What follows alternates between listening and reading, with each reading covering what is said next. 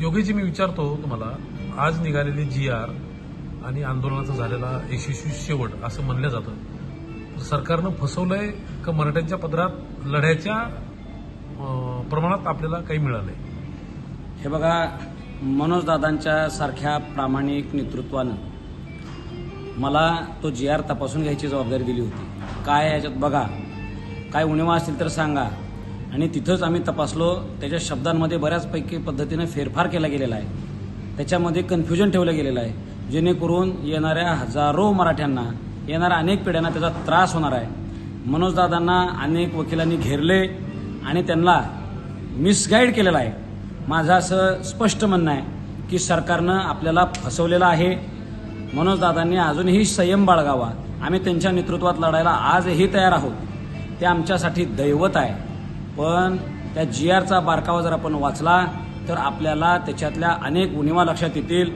हा GR कोणाला लाभाला मिळू शकतो? ज्यांच्या नोंदी कुणबी मराठा कुणबी किंवा कुणबी मराठा अशा असतील, अशा लोकांना त्याचा लाभ होईल.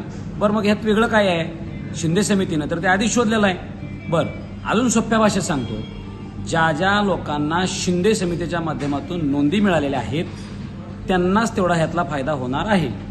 दुसरी गोष्ट सांगतो, ज्या गावांमध्ये मराठा समाजाला नोंदच सापडलेली नाही अशाला अजिबात काही लाभ होणार नाही. आम्ही असाच ग्रह करत होतो, समजत होतो की हैदराबाद गॅझेटियर लागू करणं म्हणजेच तिथले सगळे मराठे कुणबे आहेत किंवा मराठा कुणबे आहेत किंवा कुणबी मराठा आहेत असं त्याच्यामध्ये कुठेही स्पष्टता नाही. आणि हैदराबाद गॅझेटियरच्या बाबतीत अनेक कायदेतज्ञांनी माझ्याशी चर्चा केलेली आहे. ह्या GRला सुद्धा चॅलेंज करता येईल.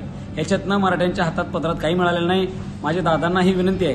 दादांना मी हे सत्य सांगत असताना त्यांच्या जवळच्या लोकांनी मला थोडंसं दूर केलं, नंतर दादाने सुद्धा मला थोडंसं दूर केलं.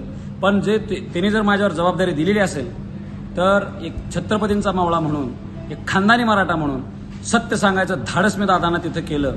भलेही माझी गोष्ट आता त्यांना मान्य झाली नाही, पण त्यांना एक लक्षातही आलेलं आहे की योगेश केदार काहीतरी म्हणते म्हणजे त्यात खरं आहे. आणि आता मनोजदादांची प्रकृती आमच्यासाठी फार महत्त्वाची होती, म्हणून समाजाला सुद्धा समजून घ्यावं लागणार आहे. परत एकदा आपल्याला लढायची तयारी ठेवावी लागणार आहे. मनोजदादांसारखा हिरा आपल्याला गमावून चालायचा नाही. त्या नेतृत्वासारखा प्रामाणिक नेता नाही, हे माझं मत आहे. फक्त त्यांना काही लोक मिसगाईड करतात आणि शेकडो आत्महत्या झालेल्या, शेकडो लोकांच्या केलेल्या त्यागातून करोडो रुपये खर्च करून आत्ता जे काय आम्ही मुंबईला दाबलं होतं, सरकार घाबरलं होतं, न्यायालय सुद्धा घाबरलं होतं, अशा स्थितीत आम्हाला सगळ्या ज्याचा मराठा शब्द आहे त्याला दाखला देण्याची संधी होती. ती संधी सरकारनं आमच्याकडनं हिरावून घेतली. आज मला मराठा समाजाला मला माफ करा की माझा आवाज कमी पडला आणि सत्य सांगून ऐकून घेण्याची कोणाची तयारी राहिली नाही. मला मराठ्यांनी माफ करावं आणि आपण या सरकारसोबत सत्य जे आहे ते सरकारला सांगू आणि त्यांच्यासोबत भांडत राहू. जय शिवराय. छत्रपती शिवाजी महाराज की जय.